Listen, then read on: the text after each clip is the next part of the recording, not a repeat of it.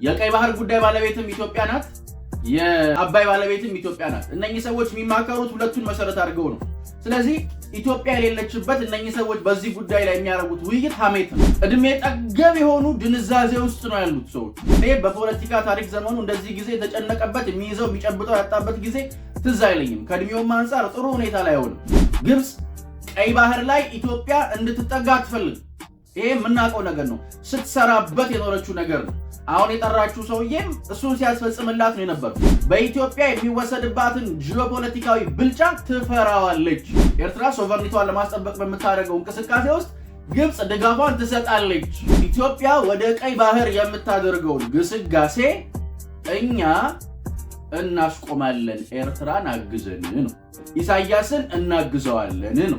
ዶክተር አብይ አህመድ የቀጠናውን ካርታ በደንብ ነው የሚጫወቱት። አሁን የቀራት ታማኝ የግብፅ አገልጋይ ኢሳያስ በሱዳን ጉዳይ ከትርምስ ለማትረፍ ሳይሆን ተባብሮ ለማደግና ለመልማት የሰሩት ዶክተር አብይ አህመድ አሊ ናቸው። የዛሬ 6 ዓመት تفاءل شعبنا بمقدم رسول السلام رئيس وزراء اثيوبيا ابي احمد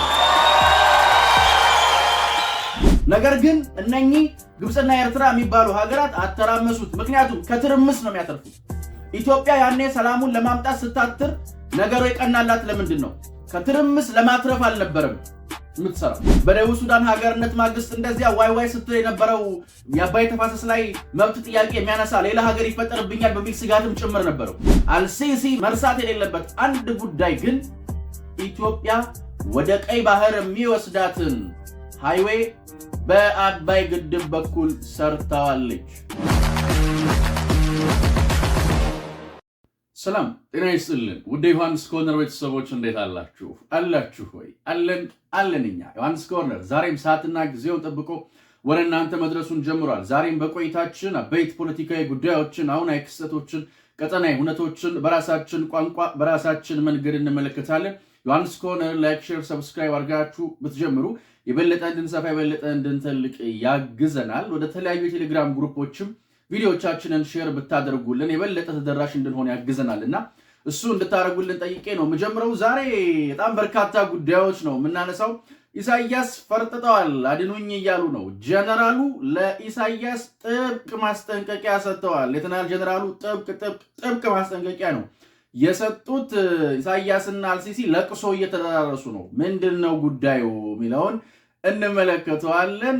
በድጋሚ እቺ ቪዲዮ ላይክ፣ ሼር፣ ሰብስክራይብ አድርጋችሁ እንድትጀምሩልኝ ጠይቄ እጀምራለሁ። ከጠቅላይ ሚኒስትር አብይ አህመድ ንግግር በኋላ ፕሬዝዳንት ኢሳያስ ትላንትና ግብፅ ሄደዋል። ሰምታችኋል። ግብፅ ሄደዋል። ግብፅ ናቸው። ግብፅ የሚመረቅ ቅዳሜ የሚመረቅ ሙዚየም አለና ለሙዚየም ምርቃት ነው ቀድሞ ሄዱት። አንዳንድ ሰዎች 5 ቀን ቀድሞ ሄዱት ምንድነው ዲኮር ሊሰሩ ነው ወይ ምናምን እያሉ ነው። እንደዚህ አይባልም። እንደዚህ የምትሉ ሰዎች እንደዚህ አይባልም ማለት ሊያረጉ ነው። 5 ቀን ሰውየው አታሳውሱም? ጣሊያን ሄዶ 15 ቀን ቁጭ ብሏል። ስራ የለም። ስራ ከሌለ እየዞርክ መቀመጥ ነው። እዛም ብትቀመጥ ጥርስ መፋቅና ማሴር ነው፣ ሌላ ነገር የለውም። እና እዛ ሄደዋል። 5 ቀን ይቀመጣሉ ተብሏል።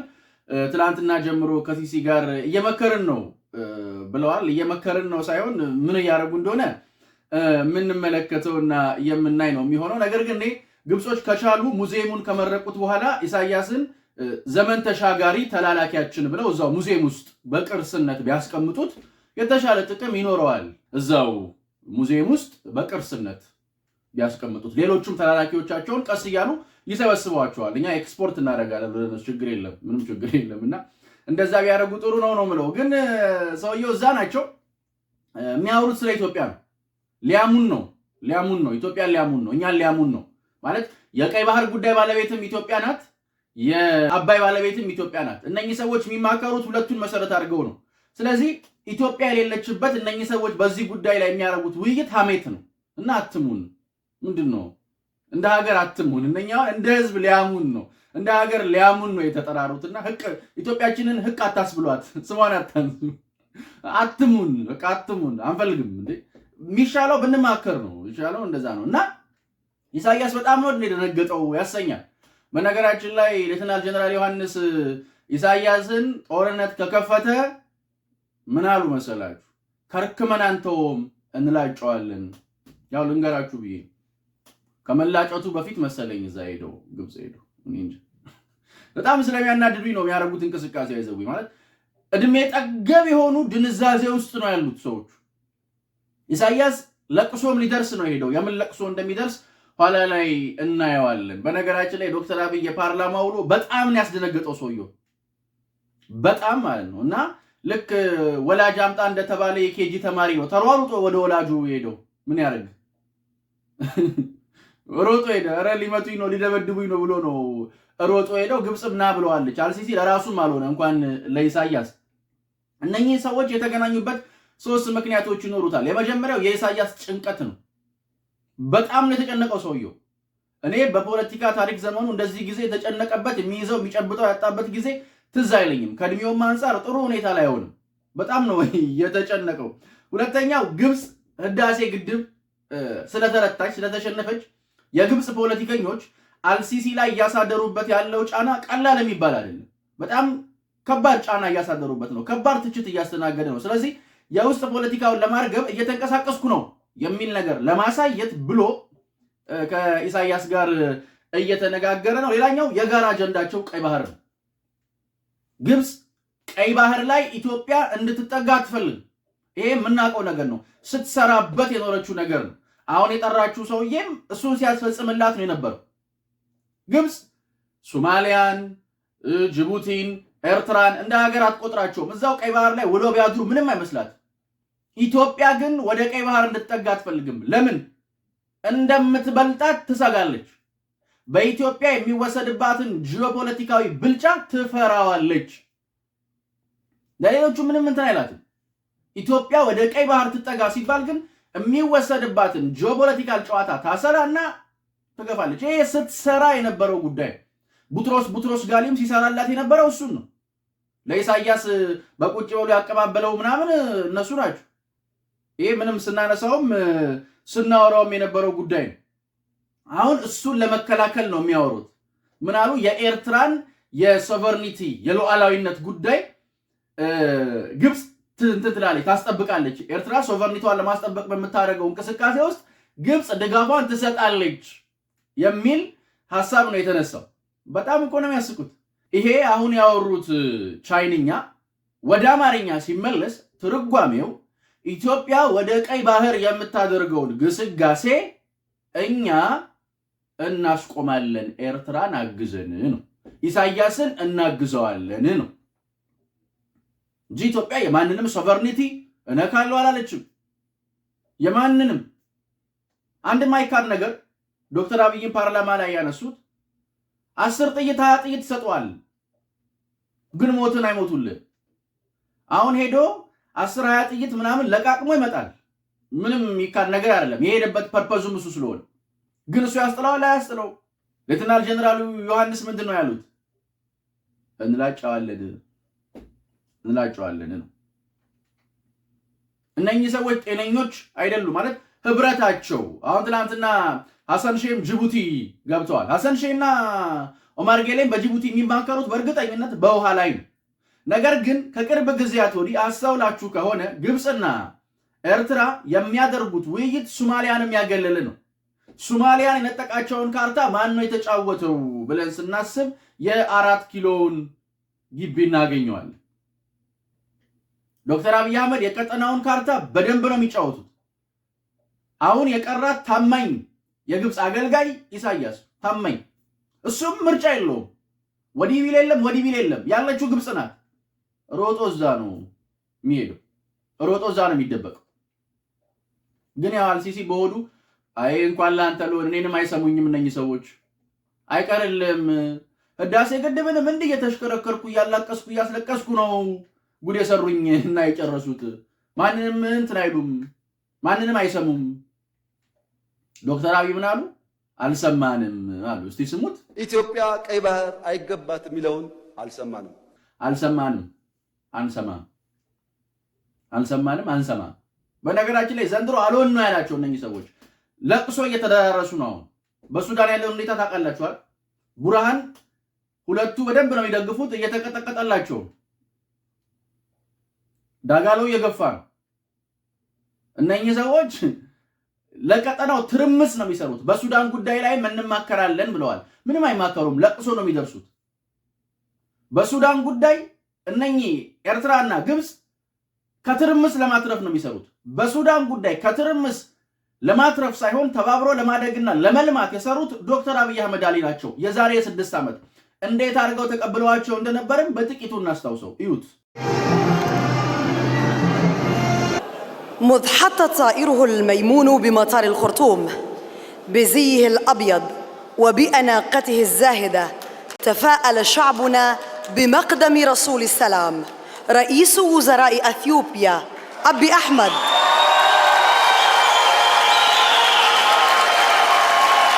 وظلت ذات الابتسامة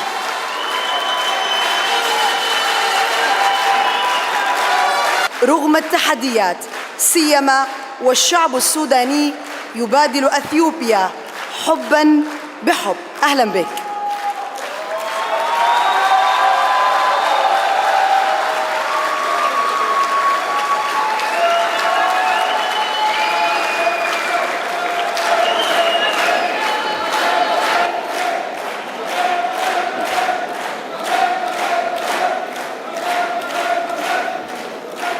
السلام عليكم ورحمة الله تعالى وبركاته.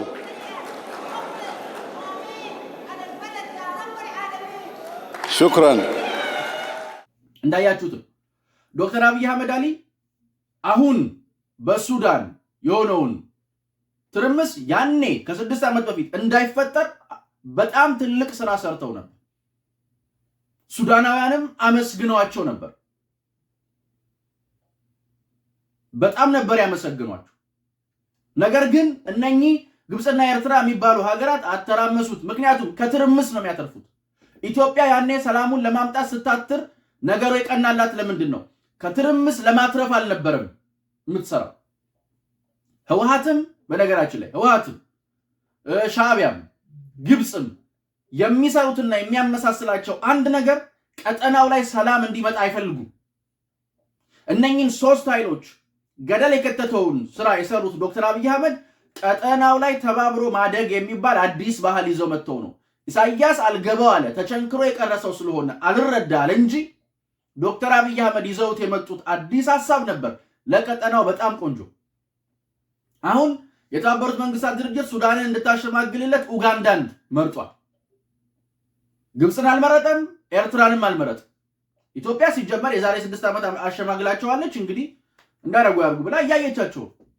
ምክንያቱም ኢትዮጵያ የሰጠቻቸውን ሰላም ዶክተር አብይ አህመድ በትጋት ያመጡላቸውን የሰከነ መረጋጋት ራሳቸው አተራመሱት። ከፈለክ ሙሳ ፋቂን መጠየቅ ትችላለህ፣ እነ ራማፎሳን መጠየቅ ትችላለህ፣ እነ አምዶክን መጠየቅ ትችላለህ። ኢትዮጵያ ቀጠናውን የመበጥበጥ ስራ አልሰራችም፣ አትሰራምም። ሁለቱ ሀገራት ግን ኤርትራና ግብጽ ለትርምስ ነው ይሰሩት። ሲጀመር የግብጽ ስትራቴጂ ቀጠናው ላይ ያሉ ሀገራትን ማኮሰስ ነው፣ ማድከም ነው። በተለይ እንደ ሱዳን ያሉ የአባይ ተፋሰስ ሀገራትን ማድከም ነው የምትሻው። ምክንያቱም ከሰከሩና ካደጉ ፍላጎቶቻቸው እያደጉ ይመጣሉ፣ የዛኔ የሆነ ነገሮች ይመጣሉ የሚል ስጋት ስላለባት ማለት እንዴ።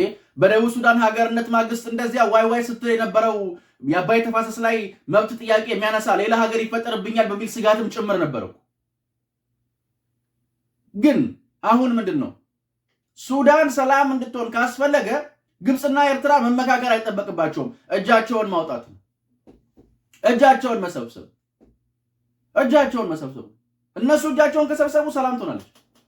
ይሄ ሁሉ ትርምስምስ፣ ይሄ ሁሉ ችግር የፈጠሩት እነሱ ስለሆኑ ማለት ነው። ከዛ በመለስ ያለው ጉዳይ ግን ኢትዮጵያን የመፍራትና የመስጋት ነው። እና ኢሳያስ በጣም ነው እንደፈራው ማለት እንፈልጋለን እኛ። አትፍሩ። ይሄ ሁሉ ፍራቻ ውስጥ ከመግባት፣ ይሄ ሁሉ ከመንቀጥቀጥና ከመርበድበድ፣ ይሄ ሁሉ ዛዚዚ ከማለት በሰላም ጠረጴዛ ላይ መነጋገር ይሻለናል። መነጋገር፣ ማውራት፣ መመካከር በፍራቻ ለጦርነት አዙሪት እዛም እዚህ ማለት ጥቅም የለው። ተሞክሮ ምን ተገኘበት? ምንም አልተገኘበትም። ሀገርን የሀገር መቄዶንያን ያደረግከው አዛውንት ታቀፈበት ነው ቁጭ አልከው። ሌላ ምን አገኘበት? ምን ትርፍ ያስክበት? ምንም አላለማሁ። ግብጽም የምትንቃቸው አይዘው ለዚህ ነው። ኢትዮጵያ ወደ ቀይ ባህር ካመጣች ታለመዋለች፣ ታድግበታለች፣ ከፍ ትላለች፣ እሱን ትሰጋለች። ለኤርትራ ለምናምን ብትወስ ያው ግመል መጠጫን ያደረጉት ምን ያደረጉት እንትን ያደረጉት መጫወቻን ያደረጉት። ግብጽ ለኢትዮጵያ የቀይ ባህርን መስጠት የምትሰጋው ስለምታለማ ስለምታድግ ከፍ ስለምትል ስለምታቆም ነው። ለኤርትራ ለሱዳን ምናምን የምትንቃቸው ለምንድን ነው? ምንም እንደማያደርጉት ታውቃለች። ያው ኢሳያስም ግመል መጠጫን ያደረገው አደቀቀው። ኢኮኖሚውን ይዞ ገደል ገባ። ምንም አልተጠቀመበትም። እንደማይጠቀሙበት ስለምታውቅ ነው የነሱ ቢሆን ምንም የማይመስላት። ኢትዮጵያስ አድጋለች፣ ትለማለች፣ ትጠቀምበታለች፣ ከፍ ትላለች። ኢኮኖሚያዊ እድገቷን ብቻ አይደለም የምትፈራው፣ ጂኦፖለቲካዊ ኩስመናዋን ከህዳሴ ግድብ ቀጥሎ ከፍ ታደርገዋለች። አልሲሲ መርሳት የሌለበት አንድ ጉዳይ ግን ኢትዮጵያ ወደ ቀይ ባህር የሚወስዳትን ሃይዌይ በአባይ ግድብ በኩል ሰርተዋለች። ኢትዮጵያ ወደ ቀይ ባህር የሚወስዳትን መንገድ በአፋር ወይ በባድማ አይደለም፣ ከሰከላ ተናስታ በጉባ ቀይሰዋለች፣ አሳልጠዋለች። ዋጡት። ማቆም አትችሉ፣ ትመልሳለች ማለት ነው ጥያቄዋን። እና ኢሳያስ በጣም ነው የፈራው። እንግዲህ ምንም ማድረግ አይቻልም። ዶክተር አብይ አህመድ በጣም በቃ ትልቁን ስራ ነው የሰሩት። ማለት ናይትሜር ሆኖበታል ሰዎቹ ላይ። በቃ ምን እንደሚሻል እኔ ያላቅ። ምንም ሳይፈጠር በሰቀቀን አለቀ ሰውየው። ብቻ እንዲያ ነው። የኛ ሀገር ግን ትቀጥላለች ነው። ታደሰ ወረደ አንድ አስገራሚ ነገር አድርገዋል። እሳቸውንም እስቲ ትንሽ እንመልከታቸው። አይመስላችሁም? እንመልከታቸው። ያደረጉት ነገር የሚገርም ነው። ማለት የሚገርም ነው። ጊዜያዊ አስተዳደሩን ጥያቄ ውስጥ የሚያስገባ ጊዜያዊ አስተዳደሩን ለጥያቄ ውስጥ የሚከት የስምረት ፓርቲ ጉባኤ ላይ ተሳትፋለች ብለው የቢሮ ኃላፊ ከስልጣን አባረዋል። አፋኟ ህወሓት፣ አንባገነኗ ህወሓት፣ ከኔ በቀር ማንንም አትስሙ የምትለው ህወሓት አሁንም ስራዋን ቀጥላለች። የህወሓት ይሁን ጊዜያዊ አስተዳደሩ ግን ምን ልሁን ብሎ ነው ይሄን የሚያደርገው? አንደኛ ጊዜያዊ አስተዳደሩ አቃፊ አይደለም። ሁለተኛ ህወሓት አሁን በጊዜያዊ አስተዳደር ውስጥ ወሳኝ ፈላጭ ቆራጭ ናት ማለት ፈላጭ ቆራጭ ናት። ሶስተኛ ታደሰ ወረደ ምንድነው እያደረጉ ያሉት ነው። በቃ ጊዜያዊ አስተዳደሩ የህወሓት ሐሳብ ማስፈጸሚያ ነው። ጊዜያዊ አስተዳደር ከሆነ እኮ ሲጀመር የህወሓት ብቻ አይደለም። በቃ የህወሓት ጉባኤ ላይ ያልተገኘ ከሌሎች ሰዎች ጋር የተገናኘ ሰው ይባረራል። እነኚህ ሰዎች መቼም ለአዲስ ሐሳብ አእምሯቸው ክፍት አይደለም። ደግሞ እኮ ለአዲስ ሐሳብ ዝግጁ ነን እንታደሳለን ምናምን ዘላለማቸውን አንድ አይነት ሙዚቃ አንድ አይነት ዜማ ነው የሚያዜሙት። አሁን የትክክለኛ እንትን ነው የሚሳይ ማለት ህወሓት ታፈንኩ ምናምን ትላለች። ደግሞ አሁን ከህወሓት በላይ አፋኛል፣ ከህወሓት በላይ ጨካኛል፣ ከህወሓት በላይ ሴረኛል።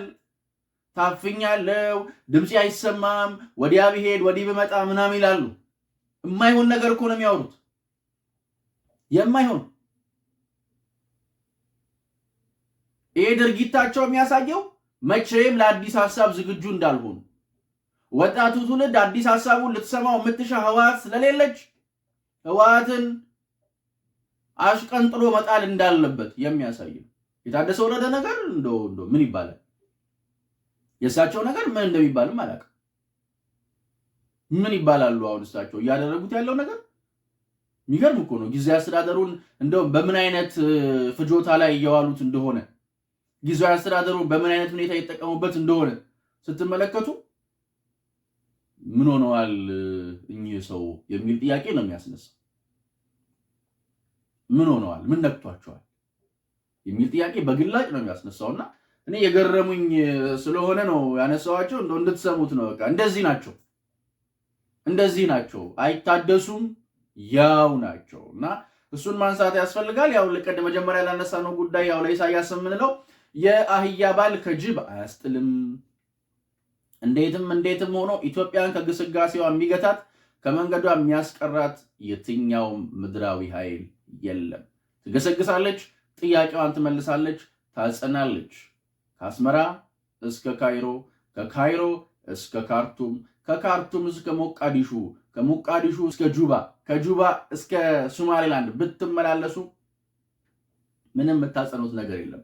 ተባብረን ብናድግ ብንነጋገር ይሻላል። አለዛ በየተናጠል እየተሰባሰባችሁ አትሙን። ስትራቴጂያችሁን መሬት አታወርዱትም። ባንዳ ከመላክ ውጪ ተላላኪያችሁን እንትን ከማድረግ ውጪ ምንም ስለማታደርጉት አትሙን ነው ምለው። እኛ ግን ሁሌም እንደምንለው እንደማይለወጥ አንድና ውድ ቃል አዲስ ትውልድ አዲስ ተስፋ፣ ሁሉም ጥሩ ይሆናል፣ ሁሉም በጎ ይሆናል፣ ሁሉም ሸጋ ይሆናል። የኔና የእናንተ ሀገርም እንደ ልማዷ ታሸንፋለች፣ እንደ ልማዷ ድል ታደርጋለች። ፈጣሪ ኢትዮጵያና ሕዝቦቿን አብዝቶ አብዝቶ አብዝቶ ይባርክ። ዮሐንስ ኮርነርን ላይክ፣ ሼር፣ ሰብስክራይብ ማድረግ እንዳይረሳ። ደግሜ ላለው የኔና የእናንተ ሀገር እንደ ልማዷ ታሸንፋለች። ፈጣሪ ኢትዮጵያና ሕዝቦቿን አብዝቶ ይባርክ። ውድ ዮሐንስ ኮርነር ቤተሰቦች ቸር ቆዩን። የነገ ሰው ይበለን። ቺርስ